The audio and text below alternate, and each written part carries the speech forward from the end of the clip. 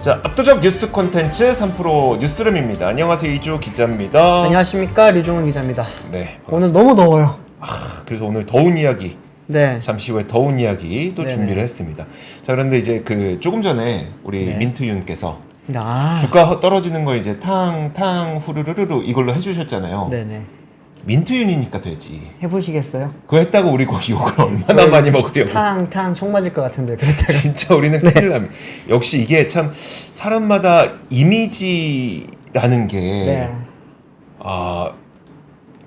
작용할 수 있는 게 좀 다르다. 아 그럼요. 그런 이미지도 느낌. 다르고 또 스피커가 진짜 네. 중요하잖아요, 사실. 그러니까요. 네. 자, 저희는 안 합니다. 저희는 그런 거 안 하고 자, 뉴스만 좀 담백하게 전해드리도록 하겠습니다. 오늘 첫 번째 굉장히 좀 뜨거운 이슈가 터져 나왔죠. 맞습니다. 네. 네.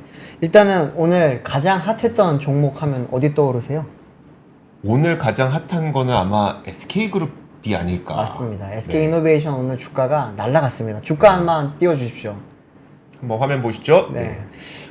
오늘만 15.57% 올랐습니다. 엄청 올랐죠.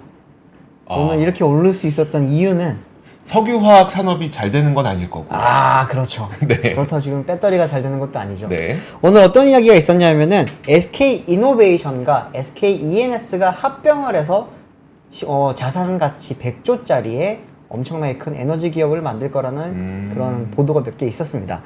그러면서 이제 뭐 SKENS 쪽에서는 뭐 여기에 대해서 아직까지 구체적으로 말할 수 없다고 했고, 이노베이션 쪽에서도 지금 이제 뭐 사업 경쟁력 강화를 위해서 합병 등 다양한 전략적 방안을 검토 중이긴 하지만 아직까지 구체적으로 결정된 것도 없고, 오늘 이제 되게 확실하게 좀 이야기가 나왔던 게 뭐냐면은 다음 주에 열릴 경영 전략 회의에서 공식 안건으로 올라갔다라는 그 조선일보의 단독 보도가 있었습니다. 네. 근데 이 부분에 대해서는 지금 이제 SK이노 쪽에서는 공식 안건으로 오르진 않았지만 다양한 시나리오 중 하나로 고심하고 있다라고 했습니다. 통상 이런 이제 공시가 나왔을 때는 네.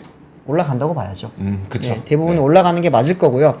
뭐 사실 이 이야기는 지금 오늘 어제의 이야기가 아니고요. 그 예전부터 계속 나왔던 이야기였는데 그 부분에 대해서는 아무래도 시너지가 있을 거다라고 많은 이들 판단을 했기 때문에 나오다가 이제 뭐 최근에 한 달 정도 전부터 네. 좀 구체적인 이야기가 많이 나오더라고요. 그러다가 이제 오늘이죠. 오늘 이 이제 단독 보도 나오고 나서 후속 보도가 많이 나왔는데 보니까 뭐 이게 어느 정도 지금 가능성이 있는 것 같고, SK 이노베이션의 이런 공식 내용을 보더라도 아무래도 이제 다음 주 중으로 어느 정도 이제 밑그림이 완성될 것 같다라는 그런 이야기가 나왔습니다. 사실 지지난주였었나요? 그러니까 네. 2주 전쯤에 저희가 인덱스 시간을 통해서 권순우 취재팀장이 SK그룹의 전반적인 상황을 짚어줬었잖아요. 그렇죠. 물론 SK하이닉스가 요즘에 반도체로 굉장히 돈을 잘 벌고 있는 것은 사실이나 네네. SK하이닉스가 갖고 있는 공장 시설도 지금 업그레이드를 해야 되는데 네. SK하이닉스를 제외한 나머지 그룹사들에서 지금 돈을 제대로 벌고 있는 곳이 마땅치 못하다 보니 네네. 결국 재무적으로 돈 들어갈 곳이 굉장히 많다. SK하이닉스가 돈을 잘 벌고 있음에도 불구하고 SK하이닉스도 지금 공장 개선 업그레이드로 돈을 많이 써야 되고, 다른 그 사업부들 특히 SK이노베이션은 이제 석유화학 쪽은 그렇죠. 또 지금 상황이 많이 안 좋다 보니까 재무적으로 부담이 상당히 많은 시기다라는 라는 분석을 네.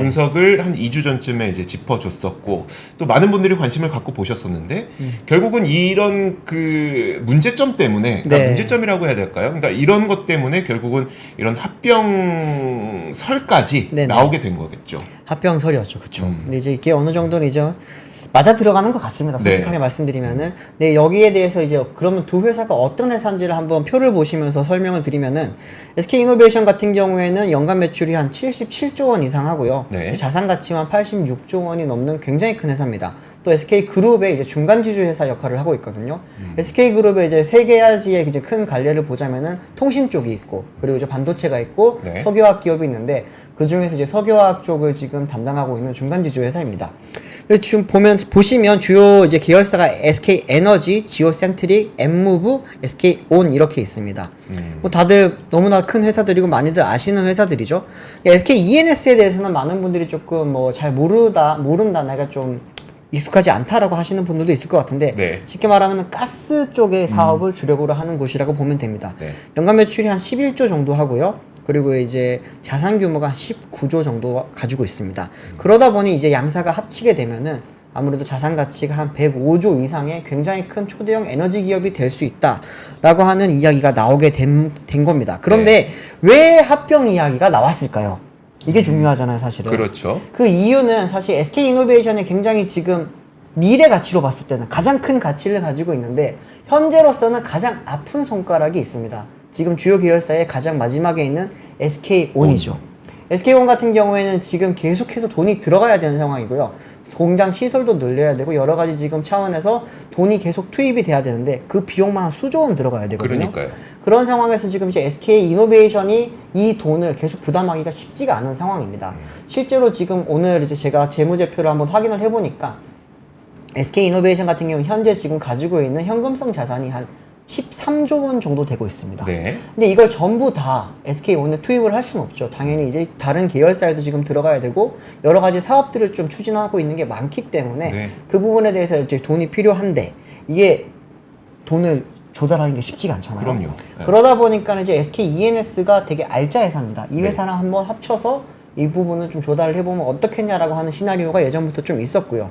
이 부분이 구체화되는 그런 모습인데 그러면 SK온은 도대체 돈을 얼마나 못 벌고 있길래 그런가 네. 한번 제가 표를 또 준비를 해봤는데 이제 SK 이노베이션 시절부터 배터리 사업을 하긴 했습니다. 그러다가 이제 SK온이 2021년 10월 1일자로 법인을 분리를 했어요. 네. 근데 그때부터 이제 이번 1분기까지 제가 이제 경영 실적을 한번 쭉 가져와 봤는데 보시면은 매출은 나쁘지 않습니다. 1조가 넘고 최근에는 3조 6천억도 넘었었거든요. 그랬는데 영업이익을 한번 보시면 계속 마이너스죠. 누적 적자가 꽤 많이 쌓여 있겠네요. 네, 누적 적자가 2조 2,500원 정도 지금 쌓여 있는 상황입니다. 그러다 보니까 이제 10개 분기 연속 지금 적자를 기록을 했고 분기 평균 한 2,200억 정도의 지금 적자를 나타냈습니다.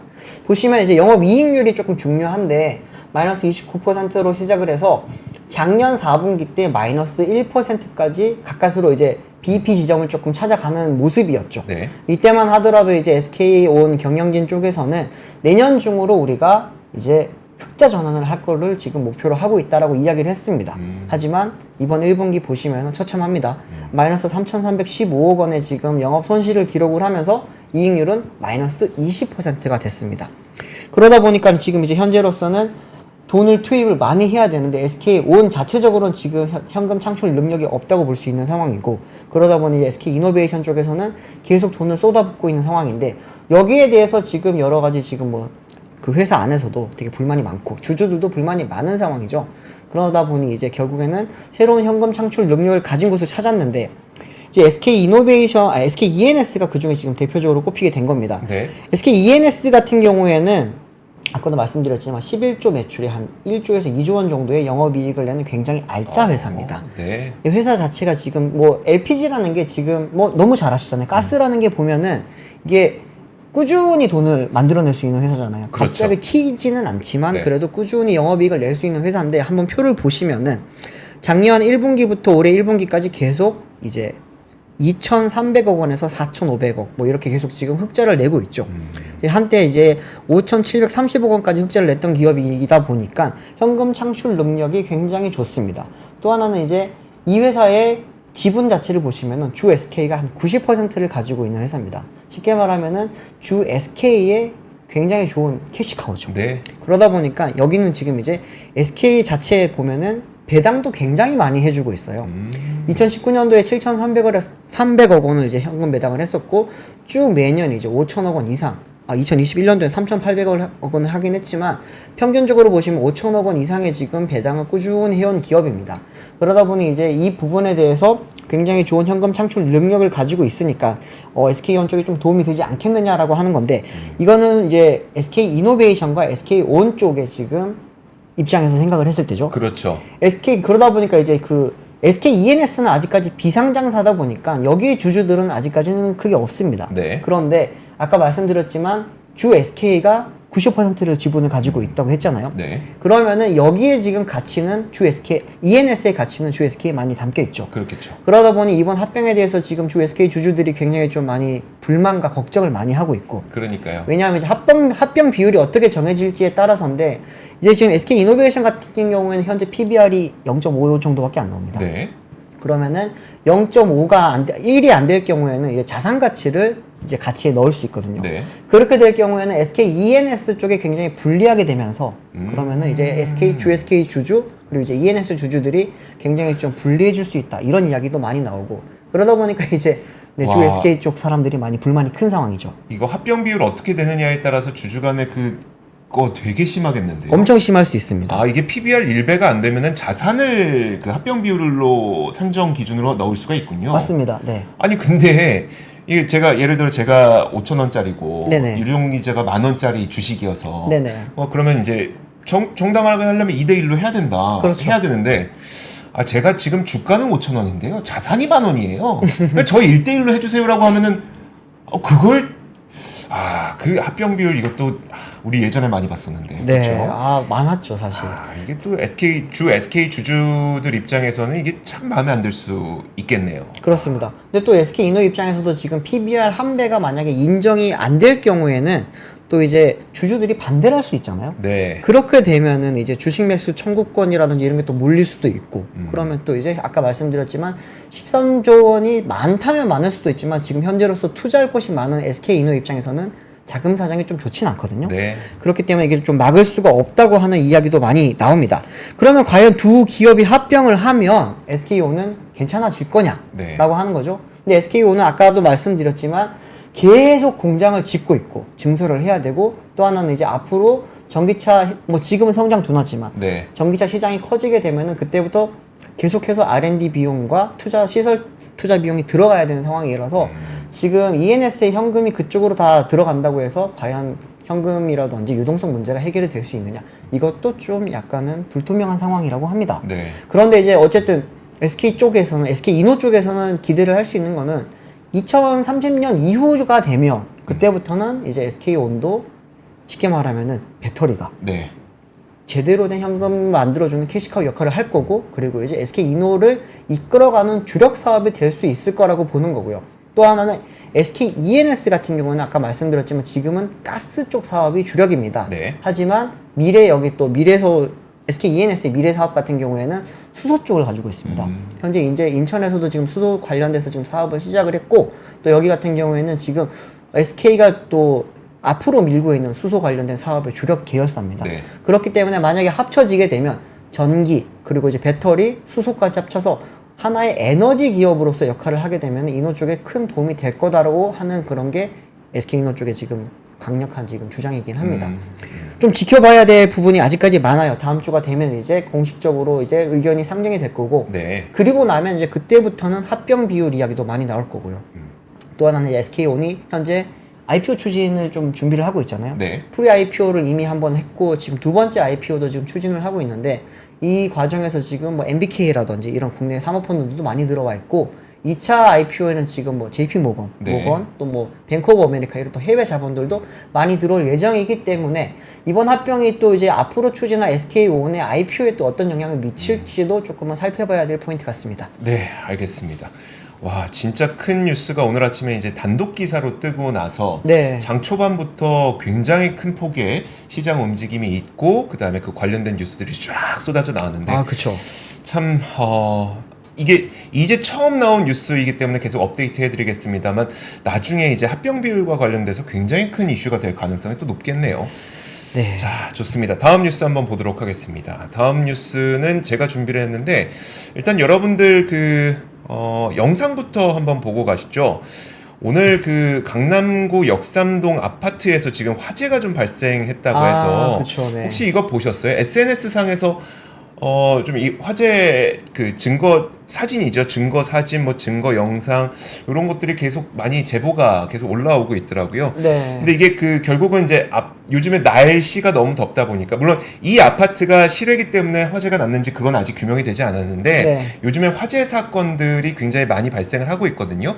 아무래도 날씨가 너무 덥다 보니까 그러니까 에어컨 사용량이 많고 에어컨 사용량이 많을 때는 더불어서 실외기가 많이 돌아가고 실외기가 과열되면서 사실 실외기를 놓는 곳에 우리가 창고처럼 사용하는 곳이 많잖아요. 네. 그러다 보니까 거기에 불이 옮겨 붙어서 화재로 연결되는 그런 일들이 많은데 저 아는 분도 그분 아파트에 화재가 났대요. 그러니까 실외기에서 화재가 났는데 네. 이게 무슨 일이 있었는지 들어보니까 실외기랑 같이 그 창고로 쓰는 곳에 전동 킥보드를 넣어놨는데 네.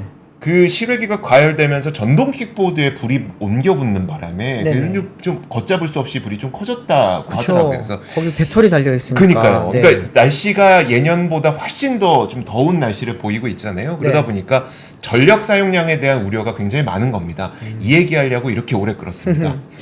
자, 네. 그러다 보니까 이제 올해 그러면 전력 수요 피크는 언제가 될 것이고 어느 아. 정도가 될 것이고 이 부분에 대해서 네. 지금 발표가 있었거든요. 산업통상자원부가 오늘 이번 여름은 평년보다 높은 기온과 많은 강수량이 예상된다면서 충분한 전력 공급 능력을 우리가 확보하겠습니다라고 계획을 발표를 했고 그러면서 올해 올 여름 최대 전력 수요는 아무래도 8월 둘째 주 8월 2주차 그때가 이제 산업계 휴가가 끝나는 기간이라 이때 조업률이 회복되면서 굉장히 가장 많은 전력 사용량이 있을 것으로 예상하면서 92.3기가와트를 그때 사용하게 될 거다라고 전망을 했습니다. 네. 이 전망이 사실 작년과 크게 다르지 않습니다. 작년에도 93.6기가와트를 예상을 했었는데 그와 유사한 수준인데요. 근데 이제 결국은 이 정도의 수요를 감당하기 위해서는 최대 공급 능력을 확보를 해놔야 되잖아요. 그쵸. 이 최대 공급 능력으로 지금 확보하고 있는 규모가 104.2기가와트다라고 해서 그러니까 우리가 공급은 104.2기가와트고 수요는 최대로 92.3기가와트니까 블랙아웃은 안 될 수 있을 만큼 우리가 예비 전력을 충분히 확보를 해놨다라고 네. 하는 발표를 한 겁니다. 다만 이게 뭐 그 변수는 있을 수 있는 게 이 정도의 공급 능력을 확보했다고 하더라도 때이른 폭염 때문에 전력 수요가 갑작스럽게 증가를 하거나 네. 아니면 발전기가 일부에서 고장이 발생을 한다거나 그렇게 되면 또 그 이제 공급량이 부족해지다 보니까 블랙아웃이 또 나올 수가 있는 거라서 거기에 대한 예비 전력도 지금 확보를 해놨다고 얘기를 하는데 네. 뭐 울산 GPS 복합 통영 천연가스 이런 새로 건설한 발전기를 시운전하는 방식으로 예비력을 확보하겠다라고 얘기를 하고 있습니다. 근데 이것만으로도 안 될 수가 있다 보니까 이제 공급은 그렇다 치고 그럼 수요도 한번 그 수요도 관리를 해야 되잖아요. 그쵸. 수요, 그러니까 전력 수요가 너무 급격하게 올라가게 되면 우리가 어느 부분에서 수요를 제한하겠습니다. 이 계획이 또 발표가 된 건데 공공기관의 경우에는 집중 관리가 필요한 7월 3주부터 8월 3주까지 피크 시간대에 냉방기를 30분씩 정지하겠다라는 발표를 했습니다. 네. 얼마 전에 제가 그 금융위원회랑 미팅을 할 일이 있어서 서울 정부청사를 방문했거든요. 네. 그 이제 30분 뭐 냉방을 끈 건 아닌데 그래도 더워요. 이게 저도 기억이 나는 게 저도 예전에 이제 서울시 출입을 할 때 서울시 기자실에 가 있으면 네. 한여름에는 이제 28도였나? 아마 그랬던 것 같습니다. 맞아요. 26도였나 봅니다. 26도였을 겁니다. 26도. 그런데 항상 그 이제 실내 온도는 26도보다 높았거든요. 네, 그럼요. 사람들이 네. 많다 보니까. 네, 그래서 이제 공공기관들이 사실 이런 부분을 솔선수범을 하고 있기 때문에 저희도 이렇게 좀 어떻게 보면 블랙아웃 같은 거를 그쵸. 버틸 수 있긴 한데 공무원분들이 굉장히 좀 많이 힘들어하시긴 하더라고요. 그러니까요. 그러면 우리가 아무래도 전력 사용량이 굉장히 많을 것 같고 그리고 네. 올 여름 지금 이미 에어컨 트셨죠? 저희도 어제부터 개시했습니다. 어제부터 개시하셨어요? 네. 저희도 어제부터 개시하려고 했는데 리모컨 배터리를 못 찾아서 개시를 못했는데 오늘 제가 집에 사들고 갈 건데 어쨌든 네. 그러면 그 에어컨을 슬기롭게 사용하는 방법에 대한 관심도 높아지고 있는 거예요. 그쵸. 그러니까 저는 이게 궁금했었어요. 에어컨을 껐다 켰다 하는 게 네. 에너지를 아낄 수 있나 아니면 그냥 약하게 쭉 틀어놓는 게 에너지를 아낄 수 있나 어느 게 맞을 것 같으세요? 최근에 본 영상이나 뭐 쇼츠 이런 데 보면 네. 틀어놓는 게 낫다라는 이야기를 저는 많이 보긴 했거든요. 이게 네. 신형이냐 구형이냐에 따라 다르다고 합니다.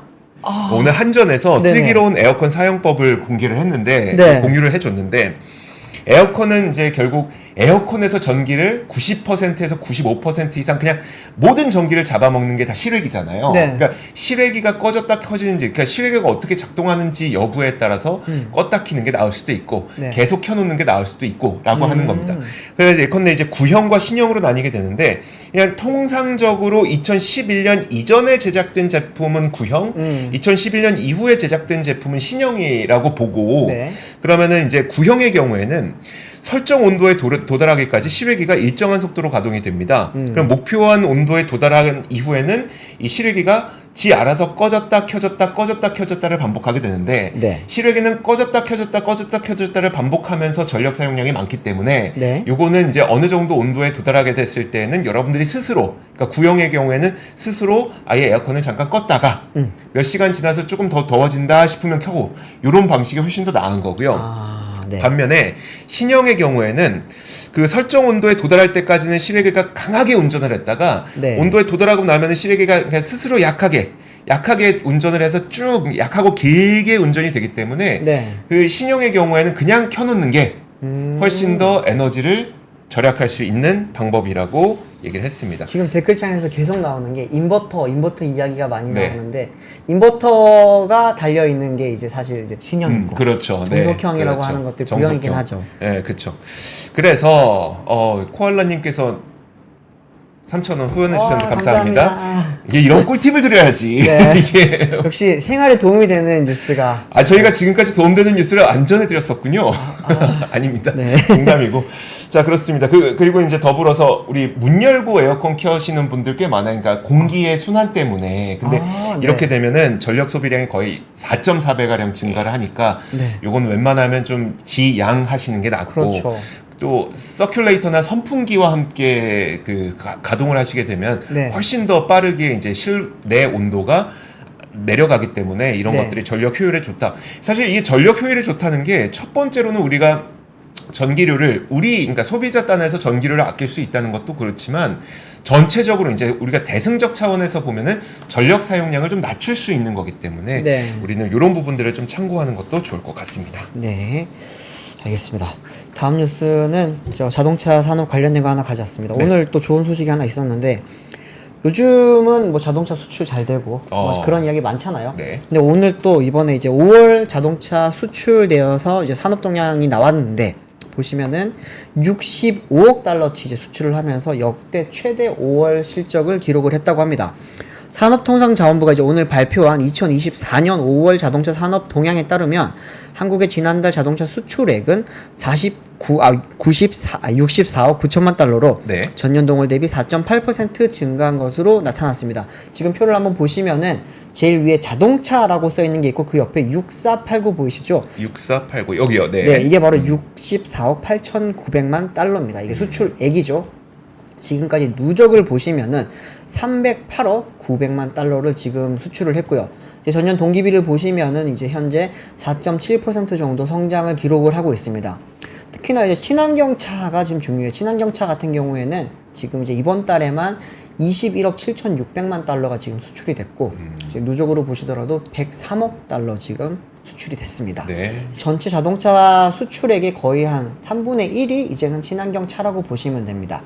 자동차 부품 같은 경우에는 조금 아쉽죠. 지금 이제 전년 동기 대비 0.8% 정도 지금 누적으로 빠져 있는 상태긴 한데, 아무래도 이제 이거 같은 경우에는 완성차 자체가 지금 많이 나가 있다 보니까 해외 현지 생산 때문에 그렇죠. 그렇죠. 현지 생산이 많아지면은 그때 좀 다시 늘어나게 되는데, 아무래도 현지 상황에 따라서 조금 달라지기 때문에 이거는 뭐 조금씩 변화가 있다고 보시면 됩니다. 네. 그런데 이제 제가 밑에 표가 좀 더 중요해요. 밑에 표를 보시면은 지난달에 자동차 지역별 수출액을 보시면 북미가 압도적입니다. 북미 시장 같은 경우에는 39억 6,100만 달러치 수출이 되면서 전년 동월 대비 36.3%가 증가했습니다. 이제 누적도 보시면 180억 달러 이상 지금 수출을 한 상황이고요. 거의 지금 북미 시장이 이제 우리 수출의 대부분을 차지하고 있다고 해도 네. 과언이 아니죠. 근데 지금 보시면 쭉 보시면은 EU도 마이너스예요. 기타 유럽도 마이너스고, 아시아도 마이너스고, 중동도 마이너스입니다. 네. 오세아니아 같은 경우는 이제 호주 이쪽이죠. 여기만 조금 살짝 플러스이고, 나머지 지역이 대부분 지금 마이너스를 기록을 하고 있는 상황에서 북미 수출이 많아서 겨우겨우 지금 우리가 잘 되고 있다라고 생각을 했는데, 역대 최고를 계속 갱신을 하고 있어요. 근데 네. 이러다 보니까 정책 리스크가 되게 커지게 되는 거군요. 대선 이후에 정책 리스크. 역시 포인트 잘 아시네요. 네. 네. 지금 이제 우리가 북미 덕분에 자동차 산업 자체가 지금 많이 겨우 안정세를 보이고 있고 네. 성장을 보이고 있는 거거든요, 사실은. 그런 상황인데 이제 11월 달에 아무래도 이제 미 대선이 끝나고 나면 그때 이후에 미국의 이제 정책에 따라서 이제 특히나 IRA 같은 정책에 따라서 네. 우리가 조금 많이 눈치를 봐야 되지 않겠냐라고 하는 이야기가 나오고 있습니다. 특히 이제 친환경차 수출은 지금 3개월 연속 이렇게 지금 20억 달러 이상을 기록을 했기 때문에 우리가 지금 가장 중요하다고 할 수 있는 친환경차 부분에 있어서는 미국의 정책적인 부분에서 좀 많이 신경을 써야 됩니다. 친환경차 수출 현황도 한번 좀 보시면은요. 네. 이제 하이브리드가 역시나 지금 잘 팔립니다. 사실은 이제 전기차가 요즘 안 좋기 때문에 하이브리드가 이제 39,477대가 지금 수출이 됐습니다. 전기차 같은 경우에는 마이너스 13.3% 지금 줄어든 24,305대가 수출이 됐고 PHEV 같은 경우에도 이제 14% 정도 줄었습니다. 사실 우리나라에서 이게 수출하는 물량 자체를 보시면은 하이브리드가 거의 지금 하드캐리를 하고 있다고 보셔도 네. 되고요. 누적도 보시면 누적 이제 전체 친환경 수출이 32만 대인데 이 중 절반 가량인 16만 6천여 대가 지금 하이브리드입니다. 내수 시장에서도 보시면은 친환경 내수가 요즘 좋아요. 친환경 내수는 좋은데 이거 역시도 지금 24만 대 중에 약 19만 대가 하이브리드입니다. 전기차 같은 경우에는 보시면 아시겠지만 마이너스 22.6%를 기록을 하면서 4만 9천여 대밖에 지금 판매가 되지 않고 있습니다. 근데 사실 이 부분은 제가 조금 더 지켜봐야 될 것 같은 게 전기차는 항상 연초가 안 좋아요. 네. 왜냐하면 이제 전기차 보조금 자체가 2월 말에 이제 그렇죠. 결정이 결정되죠. 되고 네. 그렇죠. 그때부터 발표가 되고 나면은 한 여름까지 쭉 갑자기 올라갑니다. 네. 그랬다가 이제 보조금이 동이 나죠. 그리고 나면은 추경을 통해서 그때부터 다시 9월, 10월, 11월, 12월 이때 계속 판매가 늘어나기 때문에 이때까지 지켜봐야 되긴 하는데 이제 제가 하반기를 조금 기대하는 이유는 사실 네. 전반기 때는 상반기 때는 지금 살만한 전기차가 신차가 별로 안 나왔어요. 그렇죠. 하반기가 되면 이제 우리가 많이들 기다리고 있는 기아의 EV3 또 뭐 이제 캐딜락의 리릭이라든지 여러 가지 차들이 많이 나옵니다. 그리고 나면 이제 그때부터 아무래도 본격적인 판매가 있을 거고 뭐 볼보도 지금 EX30이라고 하는 차량을 출시를 한다고 하고요. 네. 좀 약간 우리가 전기차는 비싸잖아요, 사실. 네. 근데 3,4천만 원대에서 살만한 전기차가 좀 나오면 좋겠다라고 하는 이야기가 많은데 그런 차량들이 이제 하반기부터 나올 거기 때문에 조금은 늘지 않겠냐라고 하는 그런 기대를 하는 겁니다. 네. 그러니까요. 제노님이 하이브리드 잘 팔리는데 네. 하이트질로 왜 안 팔리냐. 그러니까 주가가 이 모양이지. 죄송합니다. 네. 제가 참. 뭘? 저 개그는 받아들이기 힘드네요. 죄송합니다. 아 참. 네. 역시 우리 구독자분들이 재밌지. 그 저희 방송하는 사람들은 별로 재미가 없어요. 저는 좀 재미있는 캐릭터는 아니죠, 사실. 네. 아, 근데 지금 유기자 귀엽다고 지금 인기 폭발입니다. 계속 그 대화만 계속 나오고 있네요. 감사합니다. 자, 그리고 다음 뉴스 한번 바로 가보도록 하겠습니다. 요즘 굉장히 뜨거운 그 영일만에서의 동해 네. 그 석유 과연 나오는 거냐 마는 거냐. 일단 오늘은 석유공사의 김동섭 사장이 직접 브리핑을 어제 갖고 네. 그 어제 가졌던 브리핑에 대한 뉴스가 좀 많이 회자가 됐습니다. 네. 자, 그 뉴스를 한번 보면은 일단 그 어느 정도 의혹에 대한 그 진화를 하기 위한 브리핑이었다고 보시면 될 것 같습니다. 김동섭 사장이 어제 브리핑을 갖고 지금 이 동해 심해 유전 탐사 개발 프로젝트에 대해서 지금 여러 글로벌 메이저 업체들이 관심을 보이고 있다. 그러면서 연일 제기되고 있는 이 사업의 적정성에 대한 의혹을 좀 진화시키려는 시도를 했습니다. 네. 왜냐하면 가능성이 없는 곳이라면 왜 글로벌 메이저 업체들이 여기에 관심을 보였겠냐 이 말인 거죠. 그렇죠. 그러면서 이번에 또 나왔던 약간 좀 많은 분들이 좀 기대를 하고 있는 부분은 뭐였었냐면 여기에서 공개한 내용들 가운데 5개 기업 가운데 1개 기업은 물론 이름을 얘기하지는 않았습니다. 네. 1개 기업은 비밀 준수 계약까지 체결하고 추가 자료를 열람해서 검토 중인 단계라고 밝혔다라는 이야기까지는 이제 김동섭 사장이 했던 거고요. 네. 그러다 보니까 업계에서 그러면 이 5개 메이저 가운데 1개 기업이 추가 검토를 했다는데 이 기업 도대체 어디냐라고 해서 추정되는 기업으로는 엑슨모빌로 좀 언론에서는 추정을 하고 있습니다. 업계에서는 그렇게 추정을 하고 있고요. 네. 그러다 보니까 만약에 엑슨모빌이 이곳에 관심을 가졌다는 거는 이번 프로젝트에 대한 유망성이 있는 것 아니냐라는 의견이 좀 나오고 있는 상태입니다. 그래서 사실 이 이야기 하나로 지금까지 있었던 모든 의혹이 다 해결되는 것은 아닙니다만 네. 만약에 어제 있었던 이 발표가 사실이라면 사실 저는 우리나라에서 석유나 가스가 나오길 바라거든요. 그렇죠. 나오길 나오면 바라거든요. 좋죠. 네. 물론 그 지금까지의 의혹을 좀 해소를 해줘야 되겠습니다만 나오길 네. 바라기 때문에 한번 좀 지켜보는 것이 좋을 것 같습니다. 네, 저도 나오면 참 좋겠습니다. 우리가 산유국이 되면 얼마나 좋겠어요, 사실. 그러니까요. 그런데 이제 한 번 팔 때마다 1,000억의 그런 이제 비용이 들어가는 걸 생각을 하면 네. 7,000억의 그런 이제 탐사 비용을 주면서 시추를 해야 된다라면은 조금 더 이제 보수적으로 가더라도 네. 검토를 거쳐서 가는 게 좋지 않겠냐라고 하는 게 저는 그렇게 생각을 합니다. 맞아요. 네. 자, 다음 소식도 한번 보겠습니다. 다음 소식은 감자튀김 좋아하시는 분들. 저희 아들은 감자튀김을 네. 주식으로 먹습니다. 아, 주식으로 드시나요? 네. 그런데 지금 이제 보시면은 지금 맥도날드가 감자튀김 맛있다라는 말이 많거든요. 네. 그럼요. 회사마다 이제 그 감자튀김 맛이 다 달라요. 버거킹은 조금 두껍고, 맞아요. 네, 그 맥도날드는 조금 얇으면서 짭조름하고요. 네. 뭐 롯데리아는 힘이 없다라는 말도 많고요. 네. 왜 롯데리아만 폄하하십니까? 아닙니다. 네. 네. 그런 말들이 여러 가지. 롯데리아는 근데 또 이렇게 흔들어 먹는 또 이제 양념 양념 감자 감자 맛있잖아요. 네. 또 그 히트 상품이죠. 그런 게 많은데 오늘 이제 맥도날드에서 SNS 상에서 되게 좀 핫했던 이야기가 있습니다. 좀 띄워주세요. 네. 맥도날드를 사랑해주시는 고객 여러분께 알려드립니다.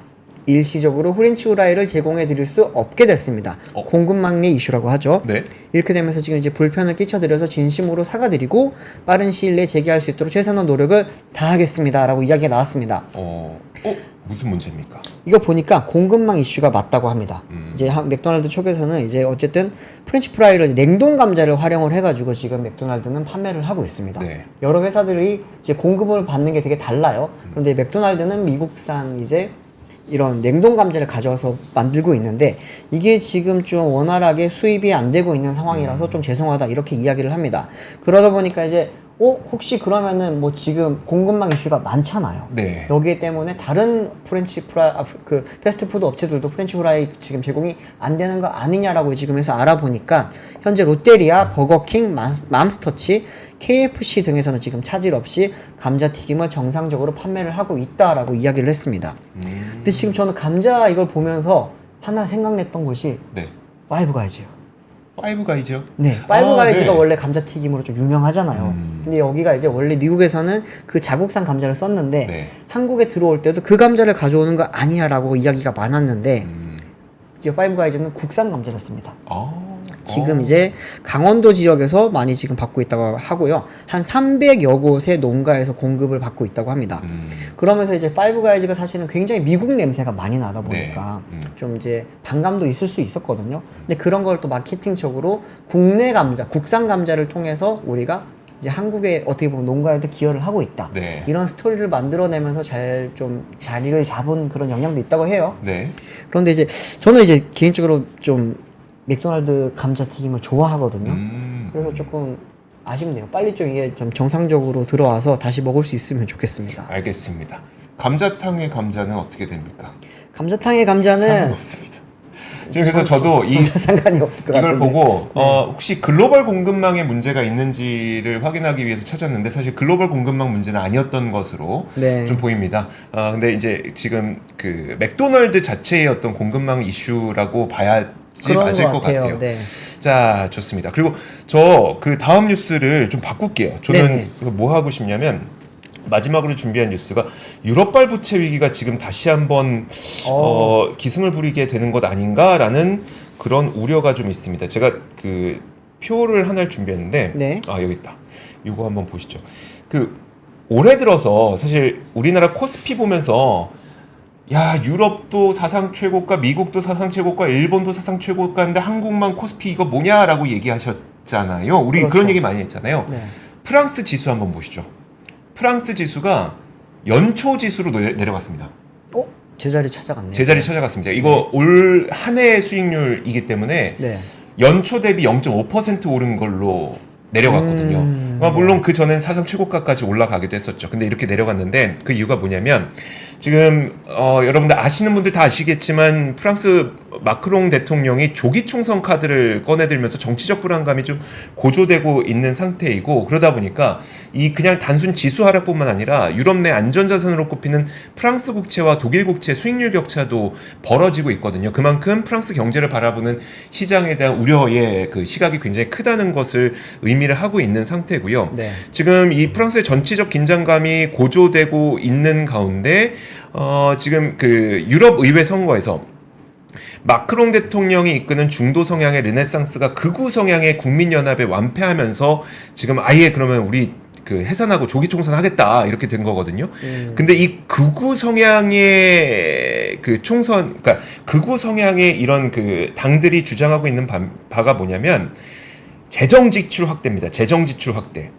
근데 지금 프랑스가 재정 적자 규모가 안 그래도 큰 상태고요. 네. 근데 여기에다가 이제 만약에 그 정권이 바뀌게 돼서 극우 성향의 이 당이 이제 집권을 하게 될 경우 네. 재정 지출을 더 확대를 하게 되면 재정에 대한 문제점이 크게 벌어질 수가 있는 거고, 네. 오늘 오늘 나온 뉴스가 뭐냐면 유럽 중앙은행에서 유로존 부채 감축이 시급하다라고 경고를 했습니다. GDP 네. 대비 5%포인트를 줄여야 된다라고 얘기를 했습니다. 안 그래도 유로존 국가들이 상당한 재정 문제를 겪을 위험이 있기 때문에 부채 감축을 해야 된다라는 것을 유럽 중앙은행에서는 얘기를 하고 있는데, 프랑스에서는 정권 교체가 일어나게 되면은 재정 적자가 더 커질 수 있다라는 그렇죠. 우려 때문에 지금 프랑스 증시가 거의 연초 수준으로 내려가고 있는. 그래서 사실 이게 아직까지는 뭐 부채 위기 정도 수준까지는 아니긴 한데 네. 조기 총선을 앞두고선 막 대규모 지출 공약을 내세우고 있거든요. 아무래도 그럴 수밖에 없죠. 우리 정당을 뽑아주시면 우리가 이렇게 쏟아 부어드리겠습니다 라면서 네. 재정 지출에 대한 공약들을 내세우고 있기 때문에 재정 적자에 대한 우려, 그리고 유로존의 부채에 대한 우려, 이런 것들이 약간 고개를 드나 싶어서 관련된 내용을 좀 전해드렸습니다. 시간이 많이 지났네요. 많이 되네요. 네. 자, 그럼 3프로 뉴스룸 여기서 마치도록 하겠습니다. 저희는 내일 오겠습니다. 고맙습니다. 감사합니다.